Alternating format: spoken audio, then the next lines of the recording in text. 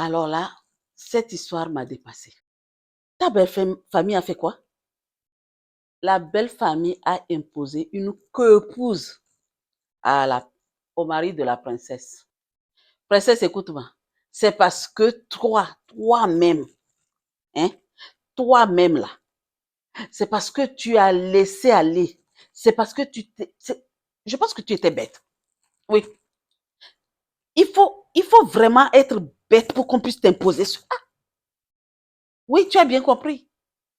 Ah, tu vas dire, coach, pourquoi tu dis ça? Mais oui. Mais je comprends pas. Je comprends pas pourquoi une belle famille va venir. Bon, bref, il y a des choses qui me dépassent. Voilà. Désolée, hein, princesse. Parfaitement. Je te comprends parfaitement parce qu'aujourd'hui, ton mari et toi, vous avez déjà votre programme de monogamie, mais alors que dans votre lignée, dans votre culture, ben, il peut y avoir plusieurs femmes. Et lui, il s'est dit, moi, j'ai une vie autrement, je ne vais pas avoir de femme. Comme dans la culture, c'est comme ça, on l'impose. Oh, vraiment, je dis Yako, Baba. Je vais te dire Babade, Babana aussi. Parce que ce n'est pas évident.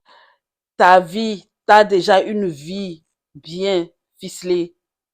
Ton mari, tes enfants. Et maintenant, on va amener une autre intrus dans la maison pour comment tu vas gérer ça.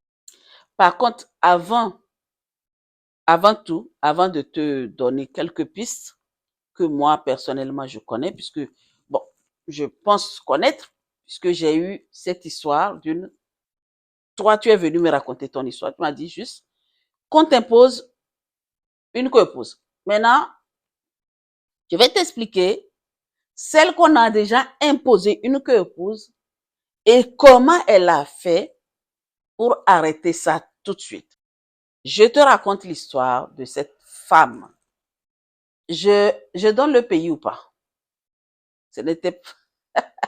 C'était au Togo, d'accord? Et tu sais que chez les musulmans, ça, c'est d'office.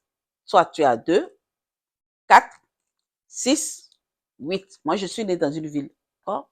Et j'ai beaucoup côtoyé cette culture-là. Vraiment, les personnes que j'ai côtoyées, j'ai vécu avec. On était même comme une famille. Nous, on allait à l'église, mais il y avait, on était à côté de la mosquée, hein. Notre maison n'est pas loin de la mosquée. Donc, vous voyez, hein, même le chef du village, du quartier, n'était pas très loin de notre maison. Et il est musulman. Et je vais appeler la fille Zenabou. Zenabou s'est mariée.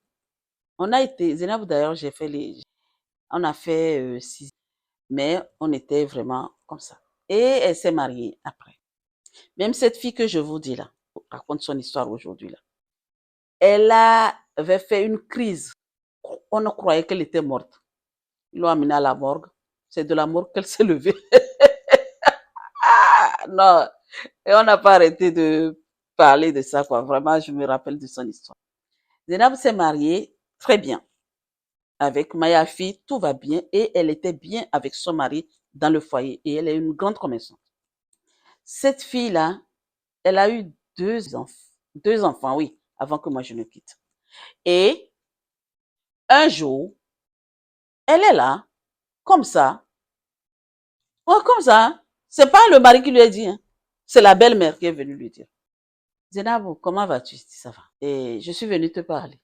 Elle reçoit, nous, la belle-mère, tu peux l'appeler maman. Elle est assise, elle dit, non, je suis venue. Nous allons ramener une deuxième femme. Ah bon? Pourtant, en ce moment-là, le mari n'était pas là, hein.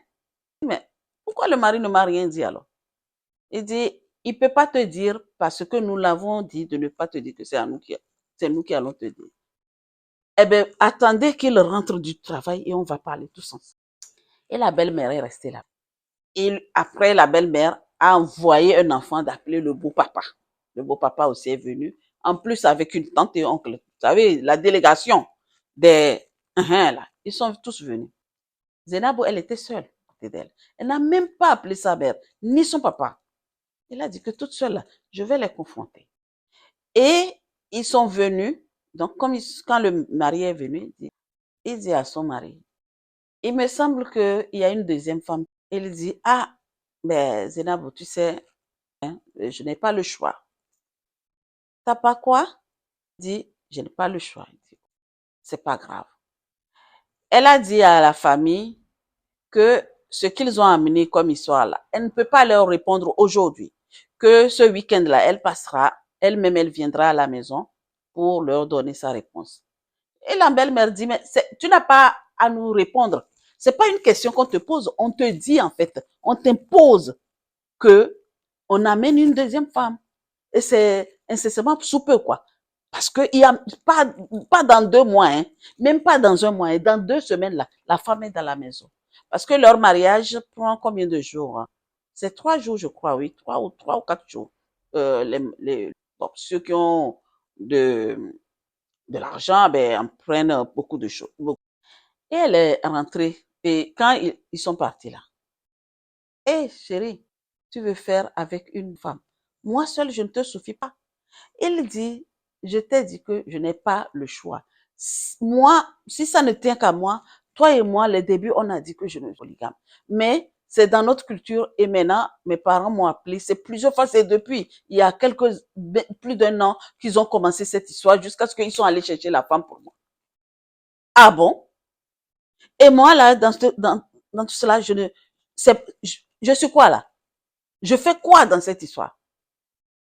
Et tu vas les, il dit, mais, donc, comme tu ne peux rien là, tu vas leur laisser décider à ta place.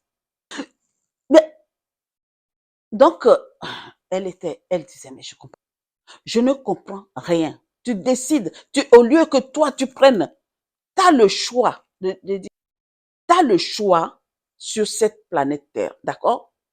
Tu as le choix de dire oui, tu as le choix de dire non. Tu ne laisses pas tes parents prendre des décisions à ta place. Donc, c'est à toi de leur dire oui, je veux, à toi de leur dire non, je ne veux pas.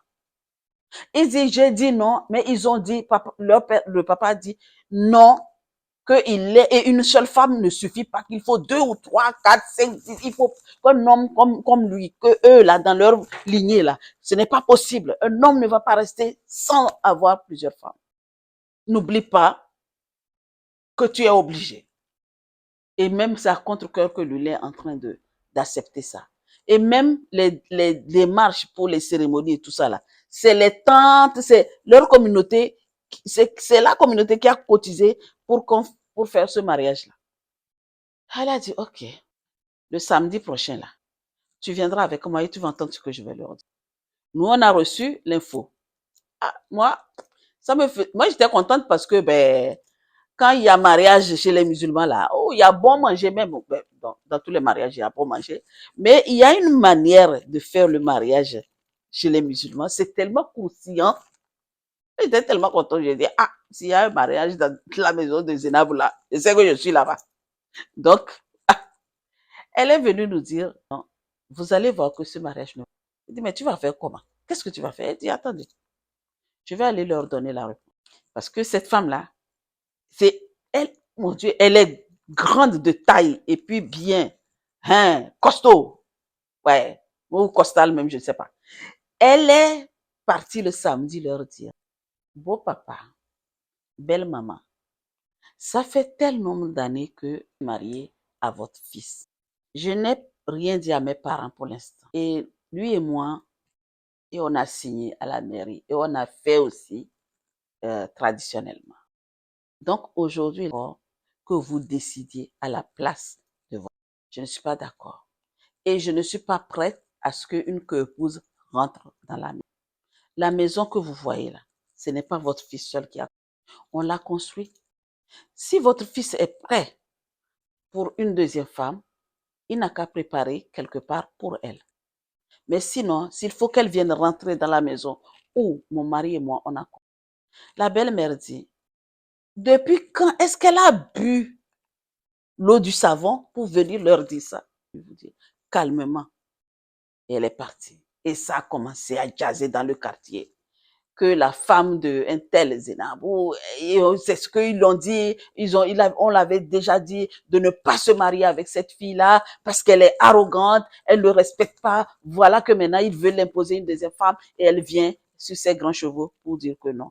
En tout cas, ce mariage-là aura lieu. Elle dit c'est celle-là qu'on va voir. Et ça a jasé dans le quartier. Et maintenant l'histoire est rentrée dans les oreilles des parents de Zenabou. Oh, papa, c'est encore plus mauvais. Parce que les parents de Zenabou, ils étaient monogames. Ils avaient pas cette histoire d'avoir plusieurs femmes. Le papa, son papa, il est resté, il travaillait à l'hôpital et il est resté avec sa femme. Et les jours approchent, les préparatifs continuent. Sa femme, un beau matin, il est sorti. Il est parti, il a dit à son père et à sa mère, il a dit, s'il vous plaît, je pars en voyage. Hein. Je suis en train de préparer un projet de voyage, ma femme, moi et mes enfants. Donc, arrêtez ce mariage-là. Ce n'est pas moi qui vous ai demandé d'amener une femme dans la maison. L'histoire est trop longue, je ne peux pas vous tout raconter. Donc, je coupe court que, à la fin, c'est le monsieur même qui s'est imposé. Maintenant, là, il a eu le choix de dire non, je ne veux pas de mariage. Si j'ai envie de mettre une deuxième femme à la maison, eh ben, je vais discuter avec ma femme, on va prendre les décisions ensemble et on saura quoi faire. Mais vous, allez m'amener une femme là. J'ai dit non, papa. J'ai dit non, maman. C'est là qu'il s'est levé. Là, maintenant, tu as des couilles, hein. Hey. Ouais. Il dit ouais. Toujours les mamans. Au premier abord, c'est les mamans qui comprennent. Les papas, ils comprennent pas vite. Ben, si c'est ce que vous voulez, si tu veux déjà, si c'est ce que tu veux, je vais aller voir la famille de la fille, leur dire d'attendre que ça ne va pas se faire. Il a vu la fille une fois, deux fois. Est-ce que vous savez que lui-même n'avait pas l'amour pour la fille?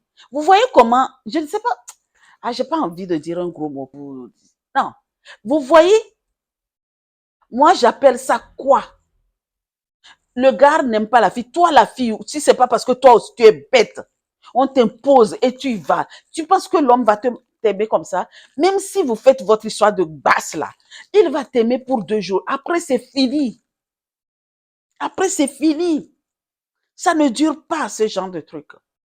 Avant d'accepter d'aller dans un foyer de quelqu'un comme ça, rassure-toi que tu plais à l'homme. Rassure-toi seulement. Ça, j'envoie ce message-là à ces filles qu'on prépare derrière pour emmerder l'autre femme à la maison. C'est à elle que je parle.